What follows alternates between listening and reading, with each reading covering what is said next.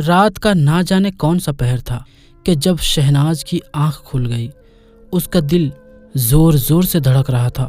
اسے ہمیشہ کی طرح آج بھی محسوس ہو رہا تھا جیسے کہ اسے کسی نے گہری نیند سے زبردستی جگایا ہو۔ اس نے اپنے ہاتھ سے ماتھے کا پسینہ صاف کیا اور گھبرا کر وہ اٹھی اور اس نے لائٹ کا بٹن آن کیا۔ پل بھر میں ہی پورے کمرے میں روشنی ہو گئی۔ جیسے ہی روشنی ہوئی اس نے ایک سکون کی سانس لی، مگر یہ سکون بھی کچھ دیر کا ہی تھا، کیونکہ اس کی کمرے کی کھڑکی جو باہر کی اور کھلتی تھی، جہاں سے سامنے والا کھیت صاف نظر آتا تھا، اس نے جیسے ہی وہاں نظر ڈالی تو وہ کھڑکی کھلی ہوئی تھی اور اسی وقت اسے ایک کالا سایہ اندر آتا ہوا نظر آیا۔ تبھی شہناز کی ڈر کے مارے چیخ نکل گئی۔ اس نے کانپتے ہوئے ہونٹوں سے درود شریف اور آیت الکرسی کا ورد کرنا شروع کیا۔ وہ بہت ڈری ہوئی تھی، اس کے ہاتھ پیر بھی کانپ رہے تھے اور یہ ورد کرتے ہوئے اس کے ہونٹ بھی کانپ رہے تھے۔ تو آئیے آگے کی کہانی سنتے ہیں شہناز کی زبانی۔ میرے ساتھ یہ پہلی بار نہیں ہوا تھا۔ میرے 2 بھائی اور ہم 2 بہنیں تھیں۔ مڈیرا غازی خان کی ایک قریبی گاؤں میں پیدا ہوئی۔ ابو گاؤں میں ہی کھیتی کا کام کیا کرتے تھے۔ میں جس گاؤں میں پیدا ہوئی وہاں پر یہ بات عام زبانی تھی کہ اس گاؤں میں جنات کا بسیرا ہے۔ جس بستی میں رہتی ہوں وہاں پر بھی تقریباً ہر دوسرے بندے پر جنات کا سایہ ہے، ہر دوسرے بندے پر جنات قابض ہے، اور ہم جہاں پر جس علاقے میں رہتے ہیں یہاں پر جناتوں کا قافلہ ہے۔ خیر، ہماری بستی سے بہت دور ایک مٹی کی کوٹھی بنی ہوئی تھی جس کے اندر ایک چھوٹا سا کمرہ تھا جو مٹی سے بنا ہوا تھا اور ہمیشہ بند ہی رہتا تھا۔ اس کے ارد گرد اینٹوں کی دیواریں بنی ہوئی تھی اور وہاں پر کسی بھی بندے کو جانے کی اجازت نہیں تھی۔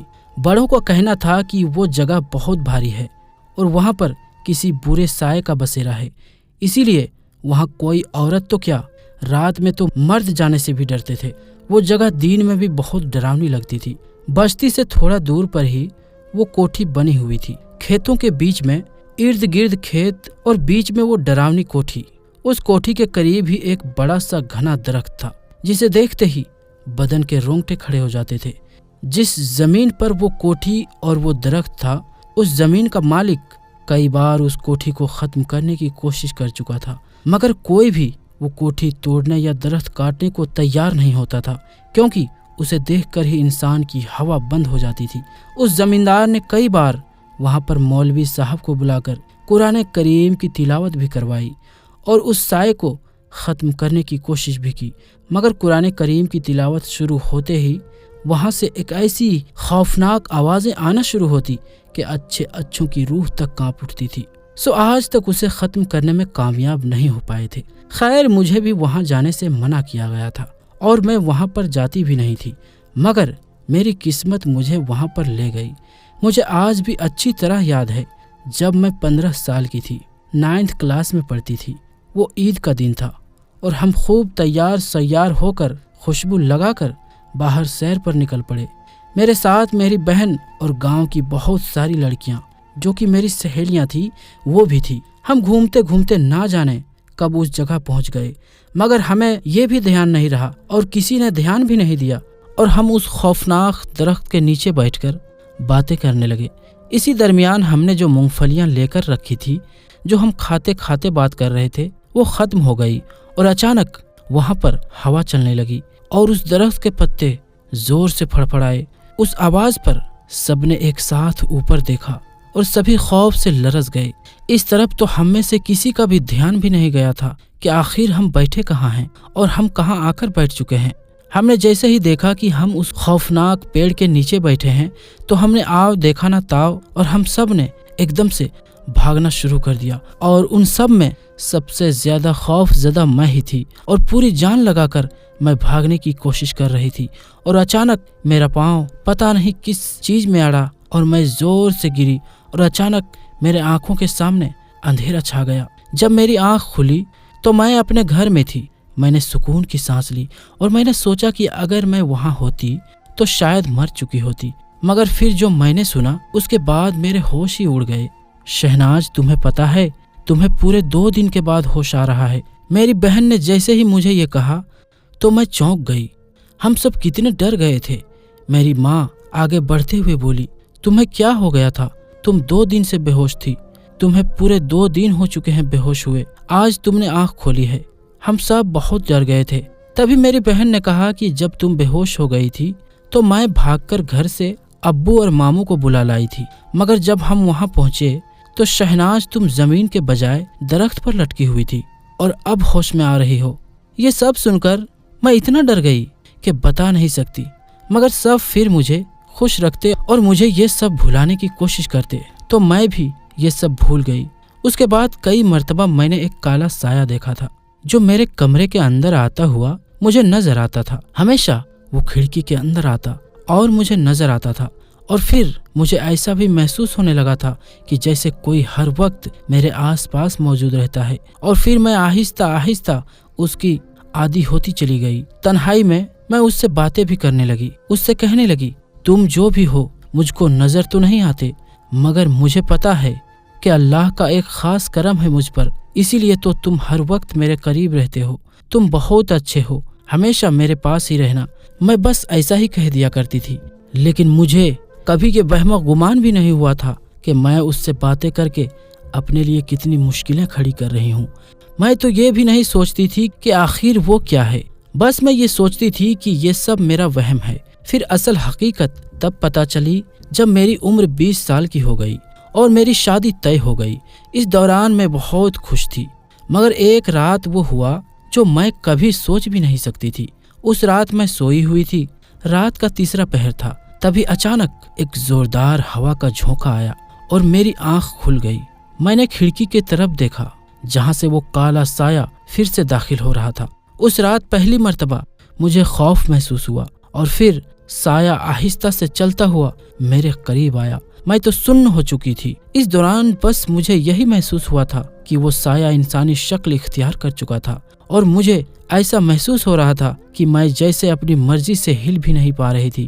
پھر میں نے خود کو کہتے ہوئے سنا تھا کہ تم ہمیشہ میرے ساتھ رہی ہو اور میں صرف تمہاری ہی ہوں، صرف تمہاری۔ پھر وہ کالا سایہ اسی راستے سے باہر نکل گیا جیسے کہ وہ اندر آیا تھا۔ اگلی صبح میری طبیعت بالکل عجیب سی تھی، نہ کھانے میں دل لگا نہ ہی گھر کے دوسرے کام میں، پتہ نہیں کیسے، مگر مجھے احساس ہو چکا تھا کہ کچھ تو ہے میرے ساتھ۔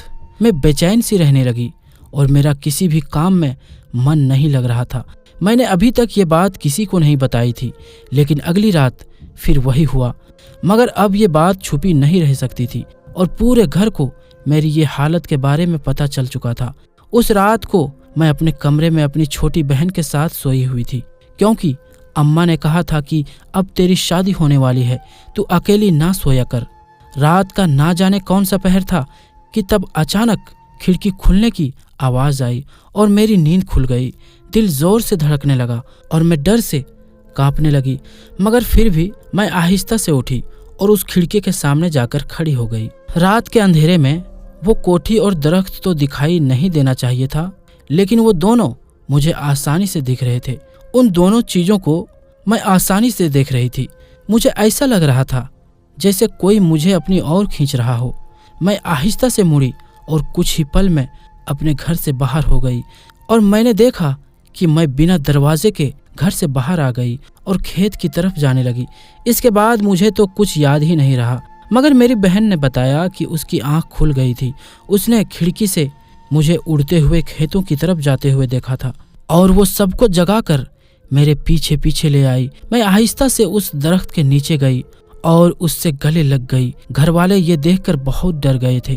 سب نے مل کر مجھے اتنا زور سے کھینچا، مگر پتہ نہیں مجھ میں اتنی طاقت کہاں سے آ گئی تھی کہ میں ان سب کے کھینچنے کے باوجود بھی 1 انچ بھی نہ ہلی۔ پھر تھوڑی دیر بعد میں زمین پر بیٹھ کر زور سے ہنستے ہنستے بے ہوش ہو گئی۔ صبح جب میری آنکھ کھلی تو مجھے کچھ بھی یاد نہیں تھا، مگر میرے جسم کی ہڈی ہڈی درد کر رہی تھی۔ جسم کا ایک ایک حصہ درد سے بہت زیادہ بے حال تھا۔ صبح ہی ابو ایک پیر صاحب کو بلا لائے تھے۔ ان پیر صاحب کا نام تو مجھے دھیان نہیں ہے، لیکن وہ پیر صاحب بڑے ہی قابل شخصیت تھے۔ پورا گاؤں ان کی بہت عزت کرتا تھا اور وہ بہت ہی اللہ والے تھے۔ خیر، پیر صاحب کے آنے کے بعد صاف ظاہر ہو گیا کہ مجھ پر کسی جنات کا سایہ تھا۔ گھر والے بڑی ٹینشن میں آ گئے، اور میرے سسرال والے جو کہ میرے ہی رشتہ دار یعنی کہ میرے پھوپھا لگتے تھے، وہ بھی بے حد پریشان ہو چکے تھے۔ اس کے پہلے تو میں اتنی نہیں ڈرتی تھی، لیکن اب تو ڈر ہر موڑ پر میرے ساتھ ساتھ تھا، کیونکہ مجھے بھی پتہ چل گیا تھا کہ مجھ پر کسی جنات کا سایہ ہے۔ اور اب میں پہلے جیسی شہناز نہیں تھی، کوئی 20 سال کی لڑکی نہیں تھی، بلکہ مجھے ایسا لگنے لگا تھا جیسے میری 100 سال کی عمر ہو چکی ہے اور میں بوڑھوں کی طرح اپنے جسم میں کمزوری محسوس کر رہی تھی۔ باتھ روم جاتی تو وہاں پر لائٹ اپنے آپ بند ہو جاتی، کچن میں جاتی تو میری والدہ مجھے دو دو دکھائی دیتی۔ پھر ان پیر صاحب نے یہ بتایا کہ سادگی سے میرا نکاح جلد سے جلد کر دینا چاہیے، لیکن پھوپھی کو بھی سب کچھ پتہ چل گیا تھا، اسی لیے وہ بھی کچھ پریشان ہو رہی تھی۔ پھر ابو نے ان سے منت کی کہ میری جوان بیٹی ہے، اس طرح برباد ہو جائے گی، اور بالآخر پھوپھو ہماری نکاح کے لیے مان گئی، اور اس طرح جمعرات کی شام کو میری سادگی سے نکاح کر کے رخصتی کر دی گئی۔ کہا تو یہ گیا تھا کہ شادی ہوتے ہی مجھے تمام مسائل سے چھٹکارا مل جائے گا، مگر ایسا کچھ بھی نہیں ہوا۔ شادی کی پہلی رات، جو کہ کئی دعاؤں اور مرادوں کے بعد آتی ہے، شادی جیسے رشتے کے بارے میں سوچتے ہی دل میں میٹھی سی لہر دوڑ جاتی ہے، لیکن میں جانتی تھی کہ کچھ تو ہوگا، اور پھر وہی ہوا۔ سہیل جن سے میرا نکاح ہوا تھا، جیسے ہی شادی کی پہلی رات میرے قریب ہوا، جو ہی ان کے منہ پر 3 تھپڑ پڑے، اور پھر ہر دفعہ ہی یہی ہوا۔ اس وقت مجھے خود سے زیادہ میرے شوہر سہیل پر ترس آ رہا تھا۔ اگلے دن پیر صاحب خود تشریف لائے تھے، اور یہ سب سنتے ہی وہ ایک گہری سوچ میں ڈوب گئے، اور اس کے اگلے دن آنے کا کہہ کر پیر صاحب وہاں سے چلے گئے۔ اگلے دن جب وہ آئے تو ان کے ساتھ ایک اور بھی پیر تھے، اور ساتھ میں کچھ گاؤں کے مرد بھی تھے۔ پیر صاحب نے مجھے کہا تھا کہ 5 وقت کی نماز ادا کرنا، مگر 5 وقت کی تو کیا، میں تو 1 وقت کی بھی نماز بھی نہیں ادا کر پاتی تھی، اور ہفتے نہاتی تک نہیں تھی۔ اس دن ان پیر صاحب نے بڑی مشکل سے لیکن اس سائے کو قابو میں کر لیا تھا، اور انہوں نے مجھے اس سے چھوڑنے کے لیے کہا، مگر وہ سایہ نہ مانا، اور پھر وہ اپنی اصل شکل میں سامنے آ گیا۔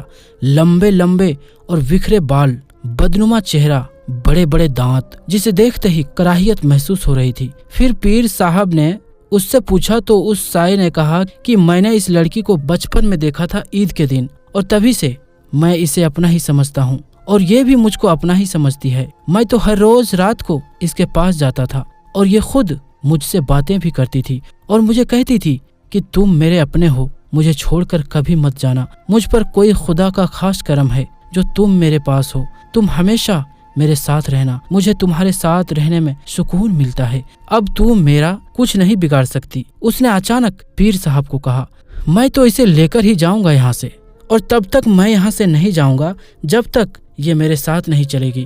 اچانک وہاں پر تیز تیز ہواؤں کی آندھی چلنے لگی، مگر پیر صاحب نے جیسے آج اسے ختم کرنے کی ٹھان ہی لی تھی، اسی لیے وہ اطمینان سے بولے، تو اچھا، اب جنوں کی بھی محبت کی کہانیاں ہونے لگی؟ خیر، تیرے لیے یہی بہتر ہے کہ تو یہاں سے چلا جا، ورنہ تو اس کا انجام بھگتنے لائق بھی نہیں بچے گا، کیونکہ جائے گا تو تیرا باپ بھی۔ ان پیر صاحب نے ایسا کہا، اور پھر کچھ پڑھ کر اس پر پھونک مارنے لگے تو وہ تڑپنے لگا، اور پھر پل بھر میں وہ آگ میں جلنے لگا۔ اس کی دردناک آواز سے کان پھٹنے لگے۔ پھر اچانک زور سے آندھی چلی، اور پھر تھوڑی دیر کے بعد سب کچھ صاف ہو گیا۔ ان پیر صاحب نے مجھے ایک تعویذ دیا اور کہہ دیا کہ ہمیشہ تمہیں اس تعویذ کو اپنے پاس رکھنا ہے۔